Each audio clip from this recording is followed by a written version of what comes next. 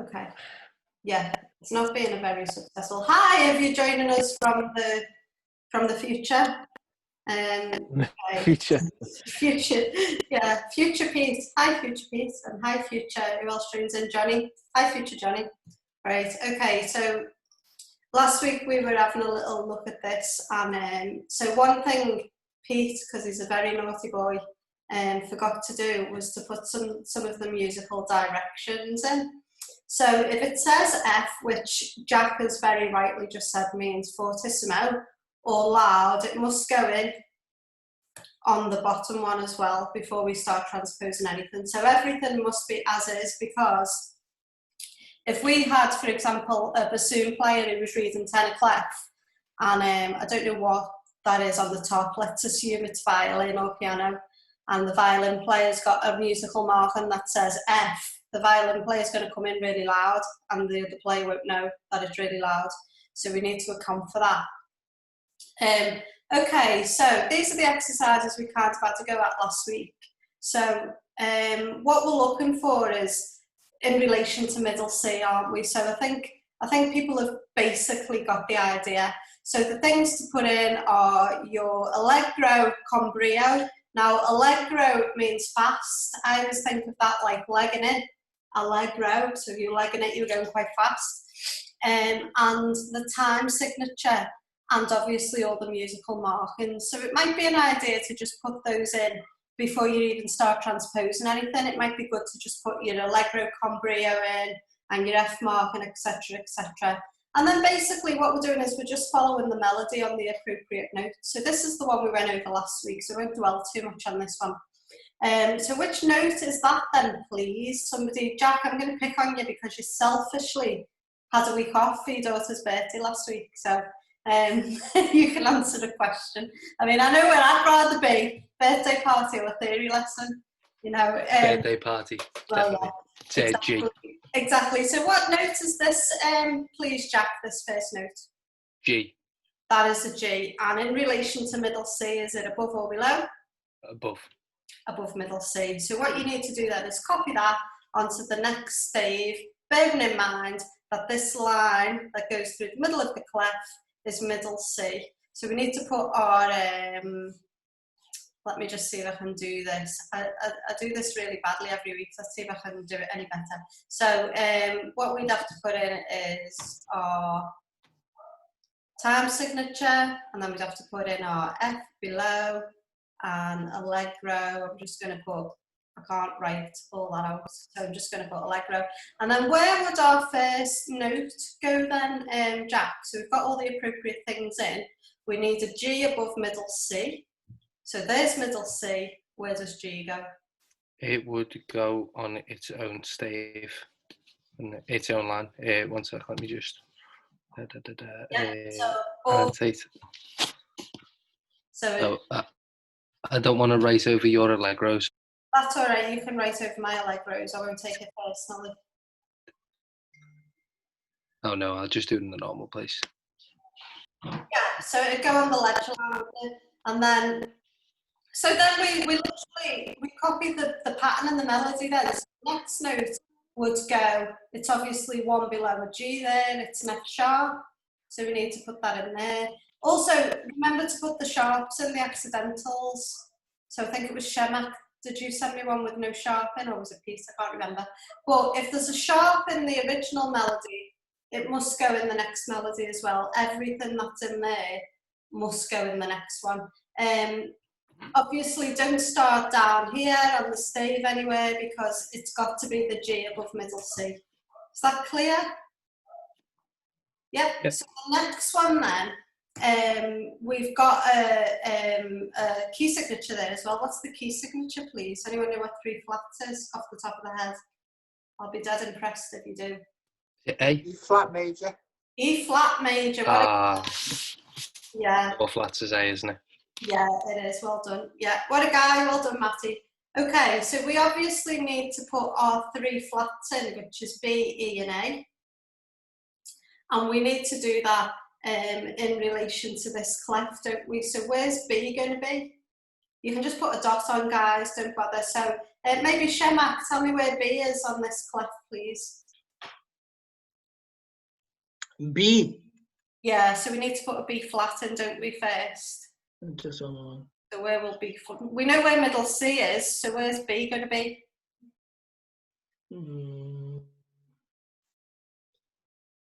So here, between third and fourth line. Perfect. So the first one will be there, yeah, that's where you put your first flat. Yeah, I can put anything. We need to know where E is, so where's E? It's between fourth and five. No, sorry. Let's see the E. So last, first line. Top line, well done, yeah. And then obviously I won't torture you anymore by putting you on the spot. And then we will put the A in there. Remember that the lines spell the word D face, don't they? Deface. So that would be A there. And then we need to copy all this stuff in. So we put lento, maestoso, and marcato, and FF. The whole thing, anything that's in there must go in the new part as well, okay? Okay, so that's that. So that was what we looked over last week. So what we're going to have a little look at today is kind of doing things the other way around, which is the same principle, although now we're moving them from tenor clef into treble and bass clef, so it's slightly different. Let's see. So hopefully you guys can see this. Now, you'll notice there's some German phrases in there and things which you have to know. I'm not au fait with German, to be honest. I'm quite good with the Italian ones, but I don't really know the German ones. What we will do a bit later on, when we've kind of got to grips with this, is we will have a list and we'll test each other on the German and the Italian as we go along. It's just a case of memorising them. Okay, so the next one then, what we've got here is we've got a treble clef melody and we need to put it into or transpose it into tenor clef. So Matty, then, I haven't asked you anything yet. You're very quiet there, just, you know, in all your Liverpool FC glory. Okay, so what's the first thing we need to do then, Matty? Put the key signature. Put the key signature. In this case, what key are we in? F major. F major. What's the alternative? What else could it be? It could be F major or D. D minor. Well done. Okay, so we need to put our key signature in. So we've got B flat. So where does that go, please, Matt? If you just want to put a dot on.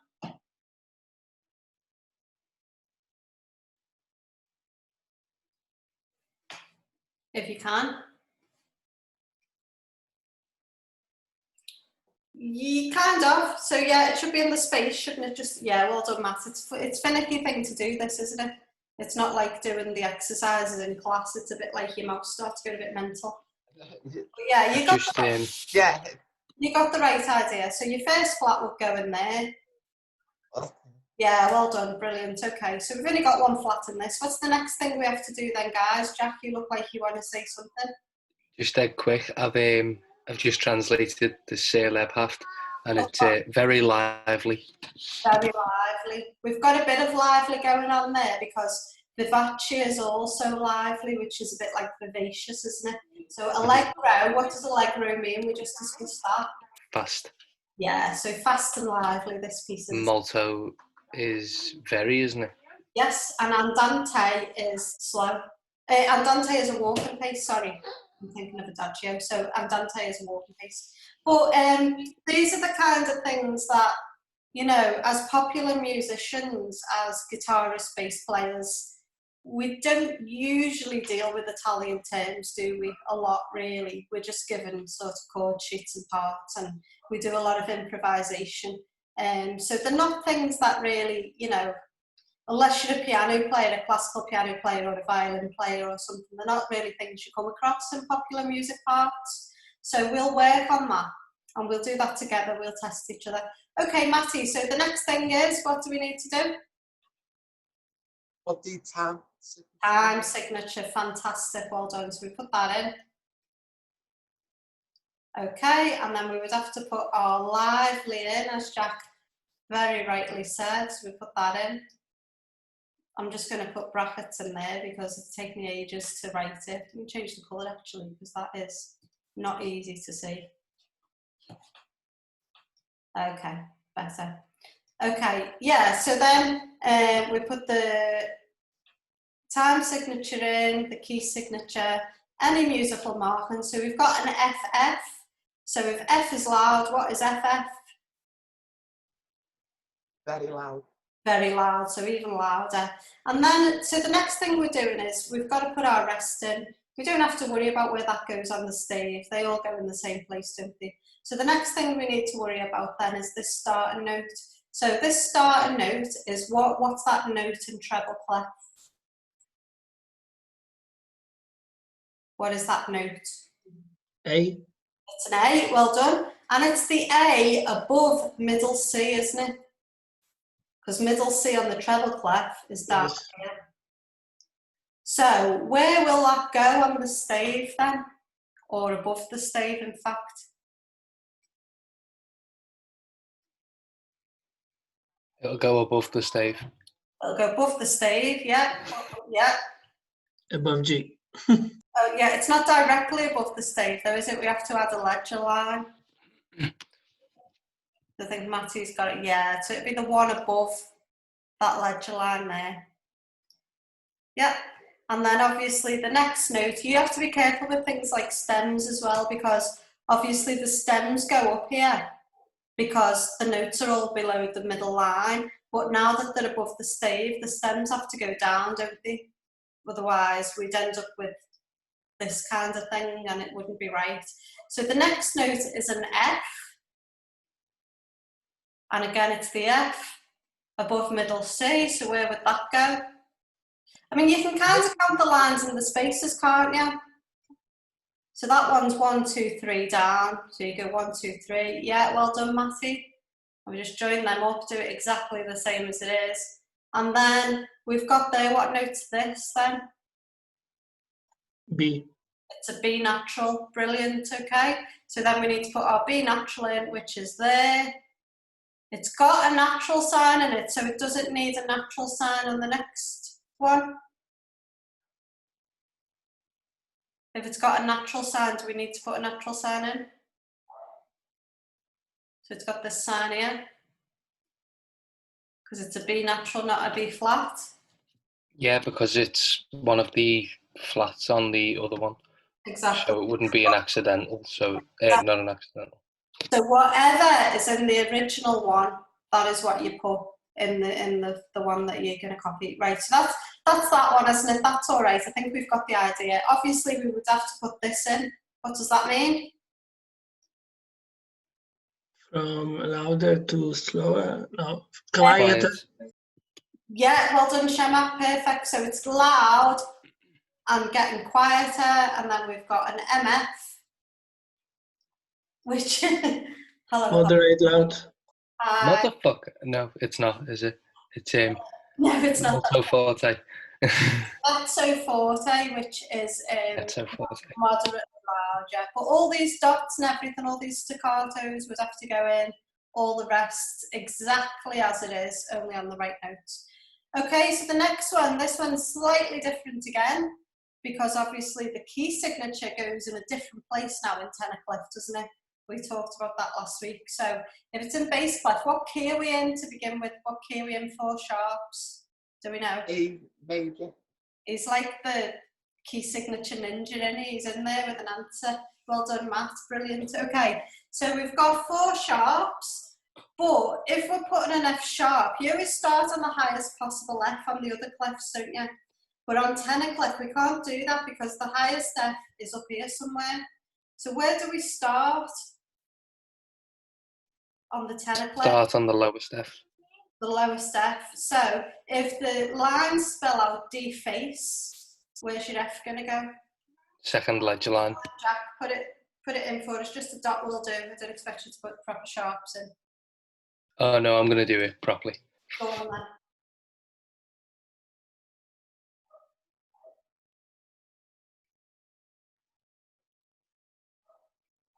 See the concentration there. Look at Jackie's concentration. I'm lost now. I've totally forgot where I was.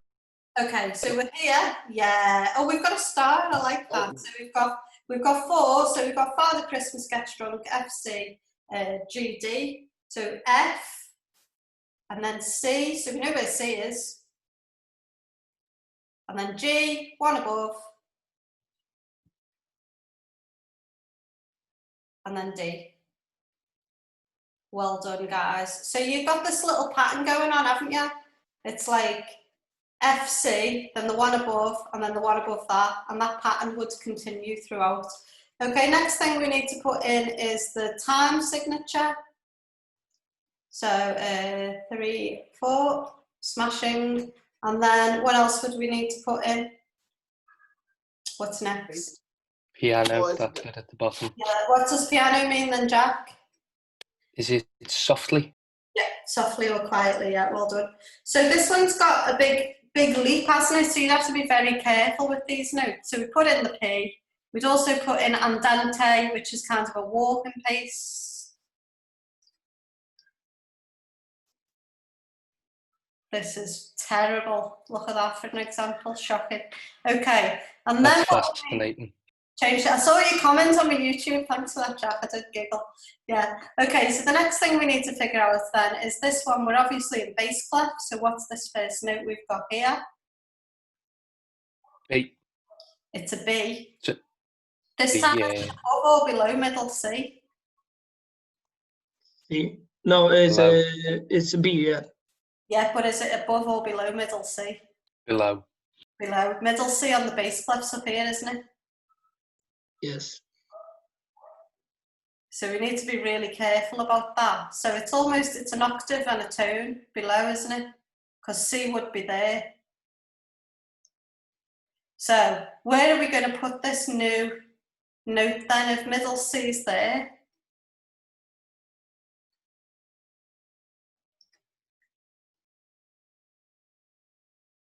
And bottom C's there because the line's spelled deface.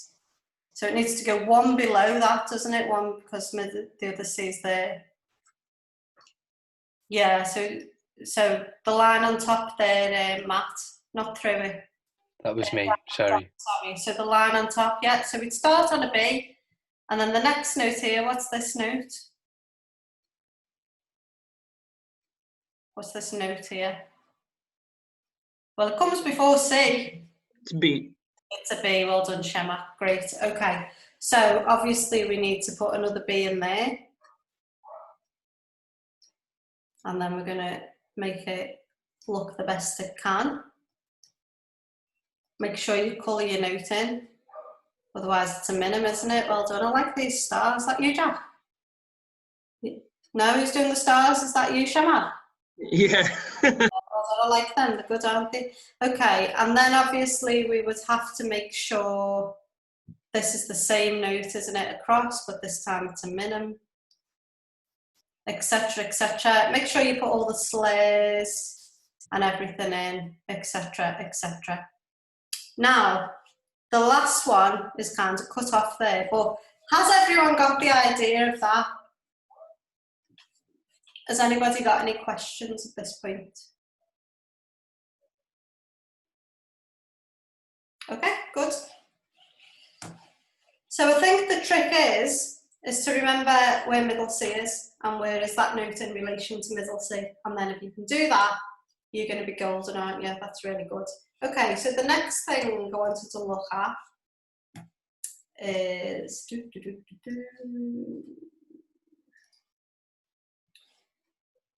the next chapter in the book. Dun, dun, dun.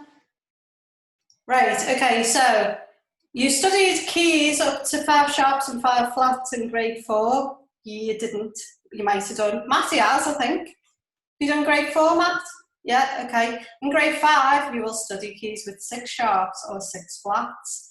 They are F sharp major, D sharp minor, G flat minor, E flat minor. F sharp major and G flat major are what we call enharmonic equivalents. The scale sounds the same, but they are written differently. look at the examples on the next page. We're going to do some of these now. So when we say an enharmonic equivalent, what we are looking at, It's the same note, isn't it? yeah, it's the same note basically. So B sharp and C flat. Yeah. So if we have a look at this piano keyboard here, if you have a look at, like Jack said, we've got an F sharp. It's also known as G flat. Yeah, that's just an enharmonic equivalent is just a really fancy way of saying we call it different things. So why, for example, okay, why would I write a piece of music in B flat major and not A sharp major? Why would I bother? Because there's less flats to write down than sharps. Spot on, yeah. Also, it lends itself to different instruments. So if you're talking about instruments like woodwinds, saxophones, trumpets, They're naturally in B, aren't they? naturally in B flat. So it would be like, if you ever wanted this is very, you know, sort of sweeping statement, but if you'd ever wanted a trumpet player to be quiet, you give him a piece of music in A sharp and he'd just, you know, he'd lose the plot. So we'd write it in B flat, but it's just known as an enharmonic equivalent. So if we go back to, I don't think there's any way I can share two screens with you at once, but what we need to do also, Jack, is we had a little look last week at looking at majors and minors. So if you are asked to write out, you know, F sharp minor, how do you figure out what the key signature is going to be? What do you do?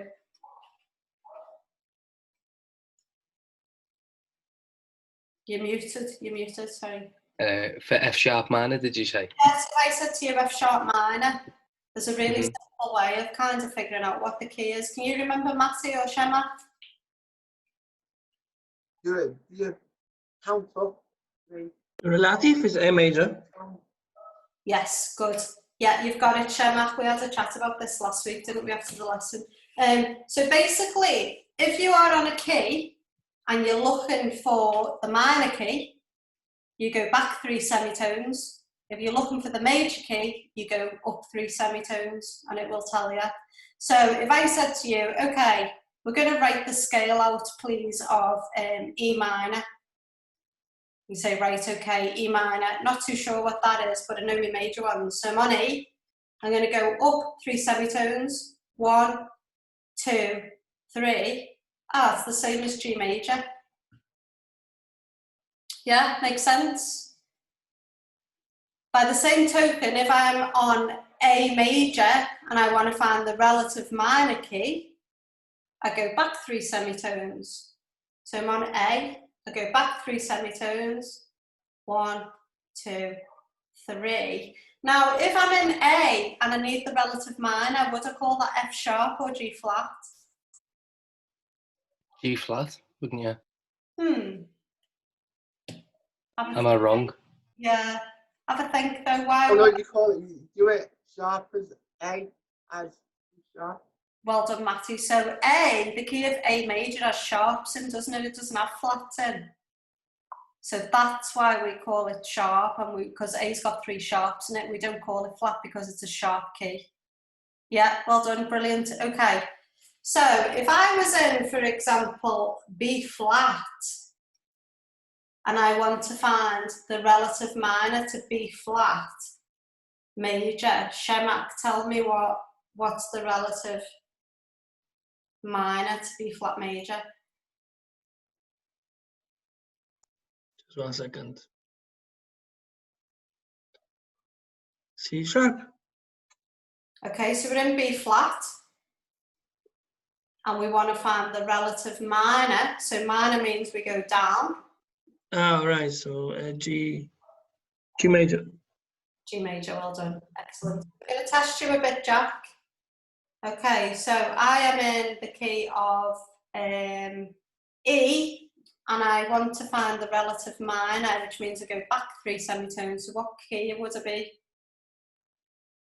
C major. C minor, sorry. Hang on, so I'm in E major. I want to find the relative minor. I've got to go back 3 semitones. Sorry, I counted from E flat. C, B, D flat. But a minute, minor. so has that got flats or C sharp minor. Yeah, well done, because he's got 4 sharps in, hasn't he? So do we get the idea? Okay, so say I'm in F minor and I want to find the relative major. This time I go up 3 semitones. So if I'm in F, I go 1, 2, 3. What's the relative minor? A flat minor. Why don't we call it G sharp minor? Because F's got 1 flat. Love it when a plan comes together. That's brilliant. Well done, Jack. He's finally getting through to us. No, that's really good, isn't it? That's good. So what we need to do now, guys, is think about this enharmonic equivalent. Okay. So if I am writing out the key of F major, for example, let's pull up a piece of manuscript. I haven't got one prepared earlier because I was locked out of my house, unfortunately. Okay. Let's see.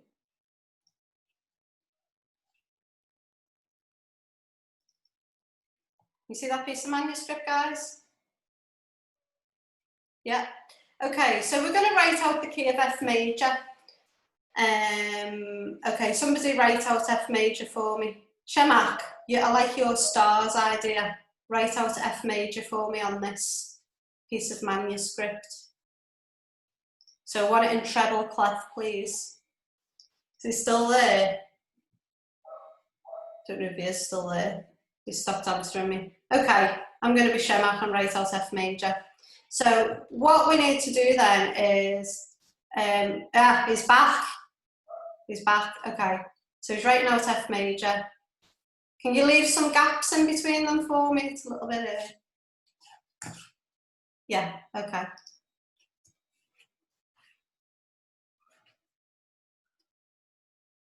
Yeah, keep going. Fantastic. Okay. Brilliant, okay. So what he's done there is he's written out F major, yeah? Fantastic. Now what we need to do, we're going to write out so we know that, but now we're going to write out one with some sharps and things in so we can do an enharmonic equivalent. Just to kind of get your heads around it, it's got a B flat in there. What would be the enharmonic equivalent to a B flat? What else would you call it? A sharp. A sharp. A sharp, well done, Jack, yeah. So it's literally, isn't it, it's just coming from the other. Jack, you're on fire today, you're doing really well. I'm on fire, put me out. So let's just have a little look at this then and see which scale we can write out.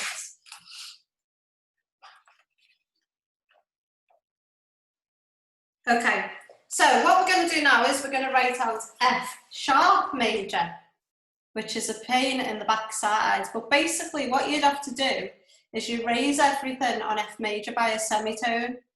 So all the notes except B will become sharps and the B flat will become a B natural because we're raising everything by a semitone. So I'll quickly draw that in. This is going to take ages. G, A, B, natural. C, D, E, F. Okay, so we've got F major, got F sharp. All we need to do is raise all of the notes from F major by a semitone. Does that make sense? Yeah, we all good? Okay, now we've got F sharp major. What else could we call that scale if it was an enharmonic equivalent?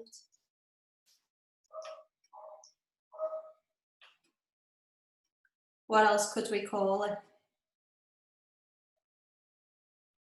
So F sharp. Could you repeat that question, sorry? Yeah, so we've got F sharp. I know it's a bit confusing, this, isn't it? So we've got F major there. Now we've got F sharp major. all we've done is raised all of the notes by a semitone. So everything that's natural becomes a sharp, and the G flat, flat, yeah, enharmonic. natural, yeah, good, okay. So what else could we call this scale then? If it's F sharp, what's the enharmonic equivalent? What else could we call it? What's another name for F sharp? E flat. G flat, Which? G flat. G flat, well done. So all it's asking us to do is to write out the enharmonic equivalent. So F sharp now becomes a G flat.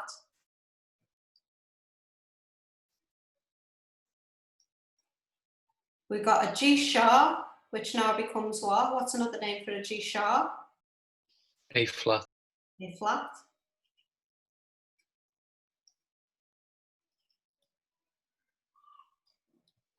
Okay, next one we've got is an A sharp. What's another name for an A sharp? I'll let someone else have a go. I don't know, I think Chris might be eating his tea. He did say he was having some tea there. So we'll do it together. He is. So an A sharp becomes a B flat.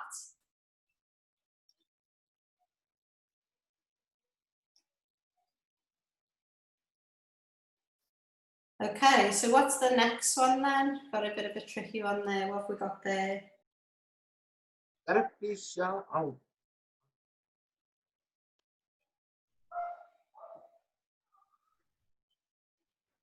B. Yeah, she's got a B. Good. But this time though, we can't have another B, can we? Because we've got a B in there. So what would you call it? B natural. E flat. E flat, sorry. Where did I come up with B natural? C flat even, sorry. And then the next one then, so this time we've got a C sharp, which would become a D flat. E flat. D flat. So C sharp is E flat, is D flat, isn't it? And then the next one we've got, and so on and so forth. Do you get the idea? Yeah, kind of. So just write the rest in.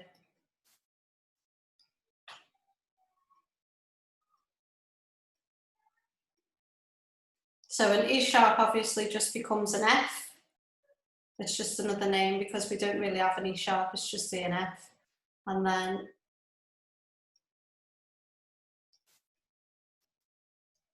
so that's what it would look like. We've got F sharp major and we've got G flat major.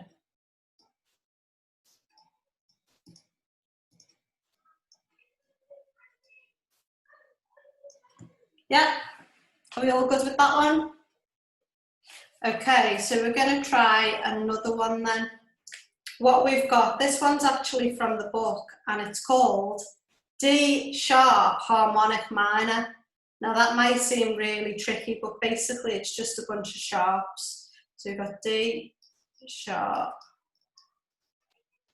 harmonic minor. Okay, so if we go back to our piano keyboard, what we need to do is find the key signature for D sharp minor. So we're on D sharp minor. We need to find the key signature. So what's the key signature going to be? What's it going to be the same as? We're in D sharp minor. We need to move up 3 semitones. We've got 1, 2, 3. So it's going to be the same as? G flat major. But we're in D sharp. I can't count. Yeah, so we're in D sharp minor. We need to find out how many sharps are in there. So D sharp minor, we count up 3. 1, 2, 3. So it's going to be the same key signature as F sharp major, which has 6 sharps in it. Yeah, makes sense? Yeah, anyone? Yeah, thumbs up. Is that all good? So what we've got here is a bunch of sharps then. 6 sharps. Plus we've got a raised seventh because it's a harmonic minor. So what we end up with is something like this. So we've got D sharp harmonic minor, which is, let me just annotate.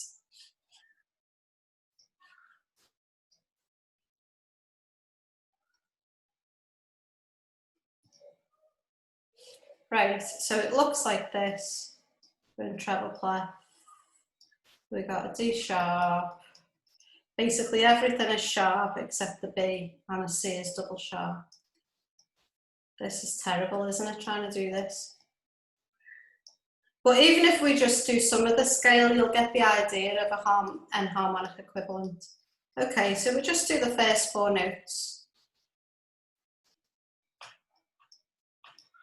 Okay, so D sharp, what's D sharp's enharmonic equivalent? What else could you call D sharp? E flat.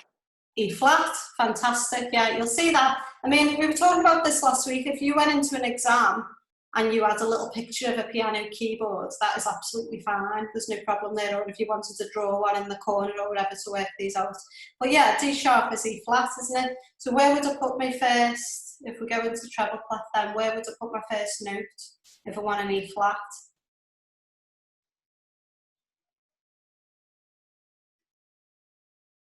Where's my first note?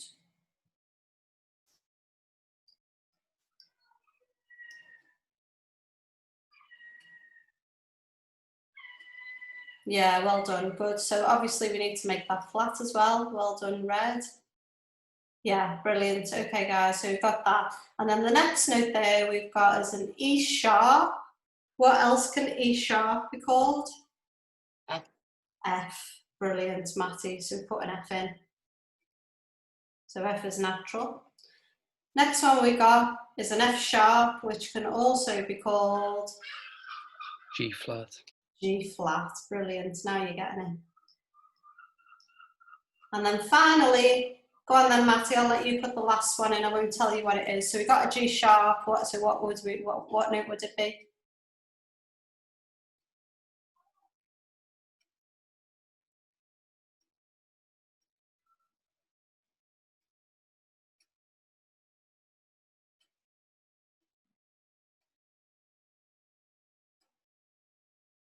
Fantastic, that's really good work, really good, Matty. Okay, and we'll do one more then in a flat key. So you've got the idea, haven't you guys? You're just writing it out in a different key, but obviously if you were to play it, the exact same sound would come out. You know, it wouldn't make any difference, it's just written in an enharmonic equivalent. So the next one then, from the book, we've got an E flat harmonic minor scale. So you don't have to think about key signatures because they are in there for you. So the first 4 notes looks like this.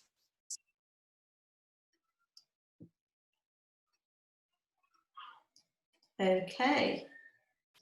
So the first note we've got there is an E flat. So what else can E flat be called? D sharp. D sharp, well done, Jack. Jack, do you want to pop a D sharp in there for me? We'll put it on the next line, so we'll put it here.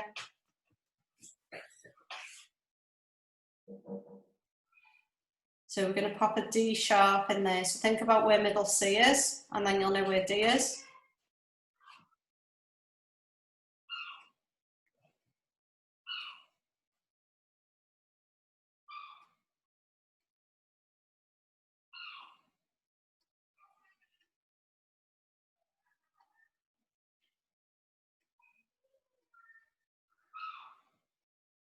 Great, okay.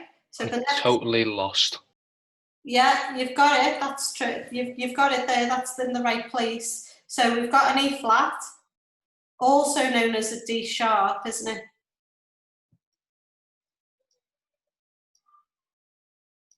So you just need to put your sharp in. You had your D in the right place. That's brilliant. Okay, Matty, do you want to do the next one?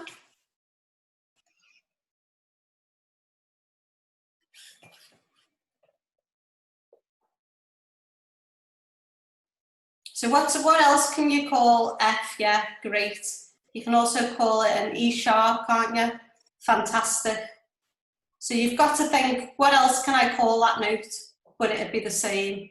Brilliant, Shemak. So the next note we have there is a G flat. Shemak, what can you put us a little star in, please, if you're still there? Is he still there? Come in, Shemak. Is he there? I don't understand. I don't understand that, Kali. You don't understand? No. Okay, so the next note we've got here, can you see this note here? Yeah. Okay, so that is a G flat. Mm-hmm. What else can it be called on the keyboard? So it's got two names, hasn't it, on the keyboard? It's G flat or... Just one moment. So we go in behind or ahead on keyboard? In this case, behind, aren't we? Because it's a flat. So that's... F? It's not an F, it's an F something. So F sharp? Yeah, because it's the note, G flat is the note in between F and G, isn't it? So it can also be called F sharp. Yeah, you know, I don't see now a keyboard here. Okay. So we need an F sharp in there. And then finally, I don't know if Chris is having his tea or what is Chris about. So this time we've got... He said, sorry Kelly, he said he can't hear you, so he's going to leave the chat and then rejoin, see what happens. Okay, so we've got an A flat. So A flat is the note that sits in between G and A. So what else can it be called?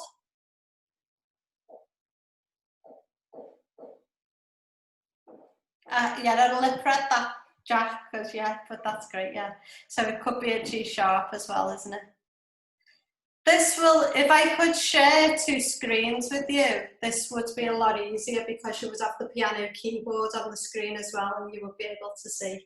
But do we get the idea, guys, of enharmonic equivalents? Yeah, so it's just basically, it's not asking you to think for yourself. It's going to give you the scales. It's going to give you the key signatures, all the accidentals. All you have to think about is what else could each note be called, and we'll put it in that key. Okay. So what I would like you to do for next week, I'm looking and I think people's brains are starting to hurt a little bit.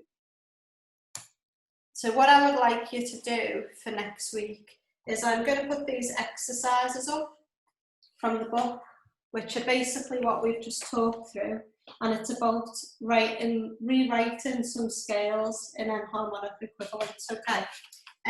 Also, key signatures and harmonic equivalents, but we might talk through that again next week. Has anybody got any questions at this point? I know it's a little bit of a head wreck, isn't it? It's a lot to get your brain around. Is everyone okay? You can unmute yourselves now, I think, because we're kind of finished. Yeah, sound. Yeah, everyone all right? Okay, so I'm going to stop recording now so we can speak freely. Yeah, so hi Pete, hi, who else? Johnny might join in. Hi Chloe, Johnny. hope you're better. Stay out the sun. It's not for people with ginger hair, Chloe. Or people with skin. It's not for you. Okay, stop recording.